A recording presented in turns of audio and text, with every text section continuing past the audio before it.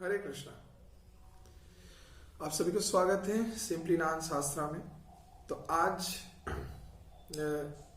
हमसे एक प्रश्न पूछे हैं कि कर्म योग क्या है, व्हाट इज कर्म योगा। तो जैसे कि आप सभी जानते हैं कि श्रीमद् भागवत गीता में भगवान श्री कृष्ण इस योग के बारे में बता रहे हैं कि हम सभी को एक स्तर के बाद योग अभ्यास के द्वारा हमको योगी बनना चाहिए, अर्थात हमारा जीवन योग को केंद्रित करके अतिवाहित करना चाहिए। तो उसमें से पहला आता है कर्मयोग। तो कर्मयोग जो है, जहाँ पे इस सामाजिक नियम कानून के आधार में, नहीं तो वैदिक नियमों से हम लोग जो भी कर्म करते हैं तो उस कर्म का फल हमको मिलता है, और उस कर्म फल से फिर जाके हम दूसरा कर्म करते हैं। तो इस अनुसार कर्म चक्र चलता है। तो कुछ कर्म कर रहे हैं, उससे जाके हमको कुछ फल मिला, तो उस फल को लेके दूसरा कोई कर्म को करने जाए तो उससे जाके और एक कर्म बन रहा है। तो ऐसे कर्म हम लोग करते रहते हैं और उससे जाके फिर से फल निकल रहा है। तो ऐसे ये कर्म फल का जो चक्र है ये हर क्षण परिवर्तित होते रहता है। तो जहां पे इसके बंधन में पड़ के हमको बारंबार इस जड़ जगत में लौट के आना पड़ रहा है, इस कर्म के फल को प्राप्त करके 84 लक्ष योनि भ्रमण करके दुर्लभ मनुष्य देह को प्राप्त करके फिर से हम अगर बुरे कर्म को करें तो उस कर्म के फल हमको पुनः रूप से इस जगत में लेके आएंगे। जैसे कि व्यक्ति अगर कोई अच्छा पुण्य कर्म करता है तो उसके लिए हो जाएगा स्वर्ग में। स्वर्ग में कुछ अवस्था तक रहेगा, कुछ क्षण तक रहेगा। उसके बाद जब उसका समय खत्म हो जाएगा तब उसको बोलेगा ओके टाटा बाय, अभी आपका टाइम अप, अभी आपको जाना है। फिर से जाके मतलब लोग पे वो चले आएगा यहाँ पे। तो अगर वो पाप कर्म करता है तो जिसके कारण उसको नरक में जाना पड़ेगा, नरक यंत्रणा भोग करना पड़ेगा, फिर से लौट के आना है। तो ऐसा क्या है कि क्या कर सकते हैं कि जिसके द्वारा ये जो कर्म बंधन है, जिसके कारण ही बारंबार हमको इस जड़ जगत में पतित होना पड़ रहा है, इससे मुक्त हो पाए। अब देखिए, साधारण लोग चिंता करते हैं कि क्या कि अगर हम कोई कर्म ही ना करें तो कर्म बंधन का कोई प्रश्न ही नहीं है। If we don't do any activities और एनीथिंग देन या we will be free from the material bondage. ये गलत है कि बिना कर्म किए आप आपके देह को रक्षा नहीं कर सकते, देह को धारण करके रक्षा करके आगे नहीं बढ़ सकते। तो जिसके कारण ही आपको कर्म करना है, कर्म करना पड़ेगा। जहां पे अर्जुन एक स्थिति में चिंता कर रहे थे कि अपने कर्म को नहीं करेंगे, जो उनका प्रिस्क्राइब ड्यूटी है उसको नहीं करेंगे। They was thinking, नहीं, how I can fight? It's not possible. It's better for me to go कि हम जंगल में चले जाएं, वहां पे भिक्षा व्यक्ति करें और वहां पे रहें, तो बहुत श्रेय कर्म होगा।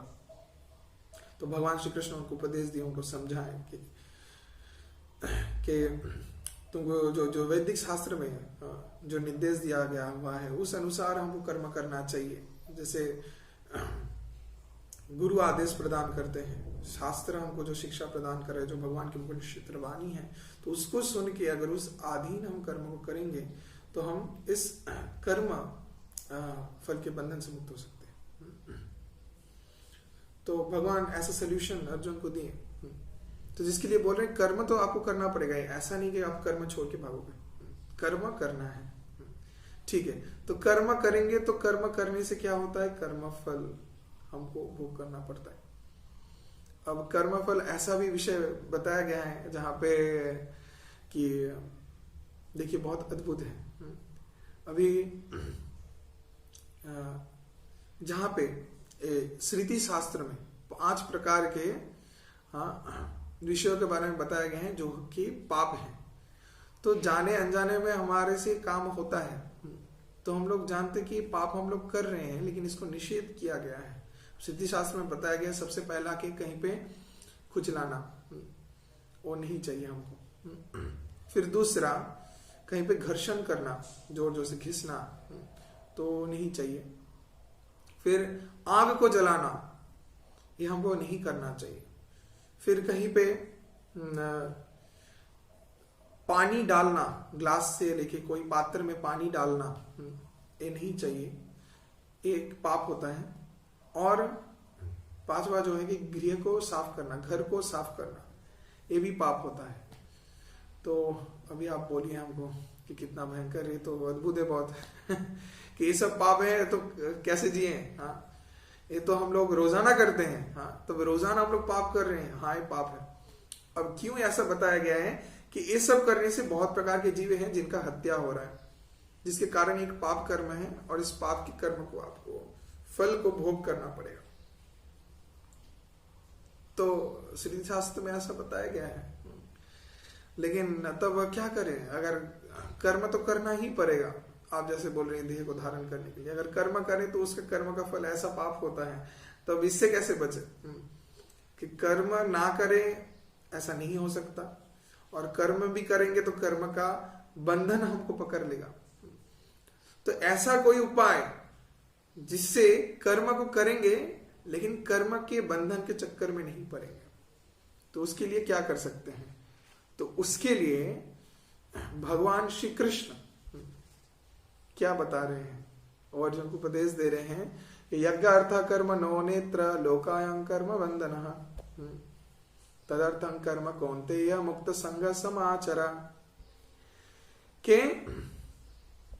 यज्ञ अर्थ कर्म नो नेत्र और लोकायं कर्म बंधना।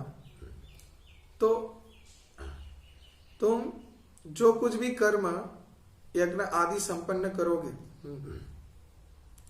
वो विष्णु अर्थात भगवान श्री कृष्ण की संतुष्टि हेतु करो, तो तब तुम कर्म बंधन में नहीं पड़ोगे।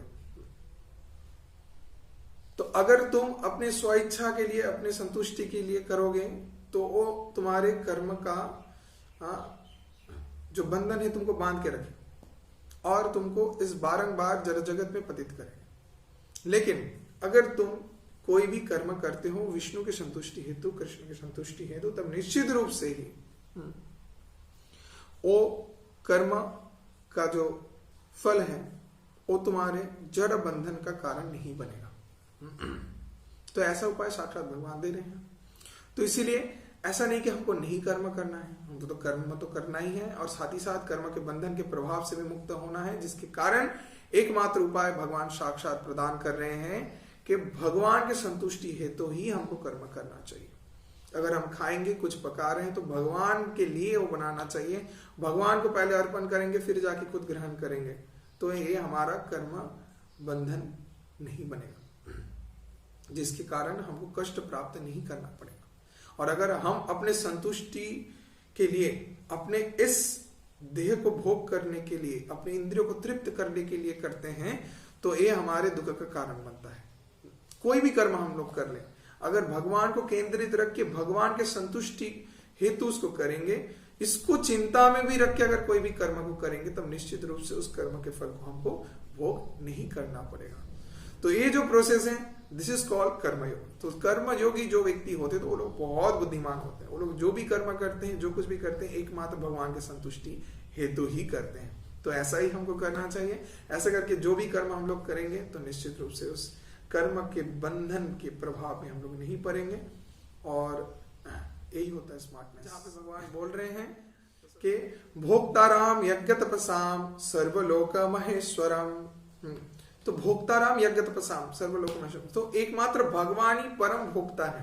तो इसको कर्मयोगी गण जानते हैं कि भगवान डिजर्व करते हैं, वो सभी विषयों के भोक्ता है, क्योंकि उन्होंने सब कुछ सृष्टि किया है। तो अगर उनको बिना देखे हम सिर्फ भोग करते हैं, तो ये हो गया चोरी, जो कि हमको नहीं करना चाहिए।